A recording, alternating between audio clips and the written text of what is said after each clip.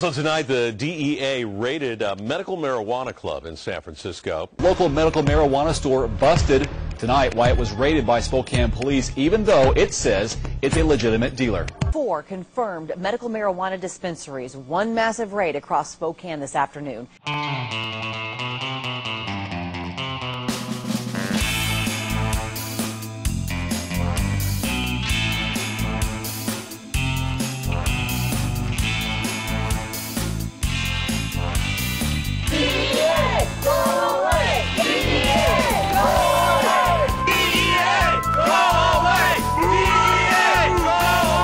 One of the more polarizing issues within the United States, cannabis and its legality in some states as a medicinal drug has attracted ardent support as well as fervent opposition. Since the introduction of state legalization allowing the medical use of marijuana, such as California's Proposition 215, the federal government has taken a firm stance against the distribution of medical marijuana. In California, the prominent source of distribution for qualified patients are the medical collectives, also known as dispensaries. You just can't open up a store and start selling cannabis and stuff like that, which technically you're not supposed to. You can't. Most of these dispensaries, I mean, I would probably say 95% of the dispensaries and collectives in this state didn't exactly follow a legal process to open up. Most of them didn't even have an opportunity to do so. There's just such an abundance of clutter. There's confusion. There's an abundance of there's so many court cases, lawsuits going on, because there's no one who started to do it the right way and let it develop. Most cities were afraid of medical marijuana. You know, they put bans up right away, or they put moratoriums up, not allowing anybody. And then there's other cities who just didn't do anything about it. Seen dispensaries open up, still didn't do anything about it. Seen another one open up, and next thing you know, you got cities with like 20 to 30,000 residents with 20 to 30 dispensaries, you know, in their city limits, and it's just unnecessary, and it really slows the progress down for the entire industry.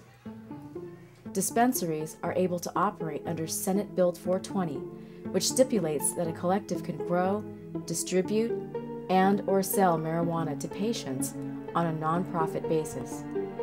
However, the guidelines that dispensaries have to follow are somewhat vague.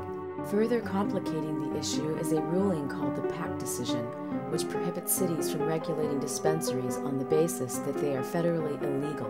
What we realized is that through research is that not a lot of cities had local law, local ordinances, you know, to follow, no due process to follow to open up lawfully.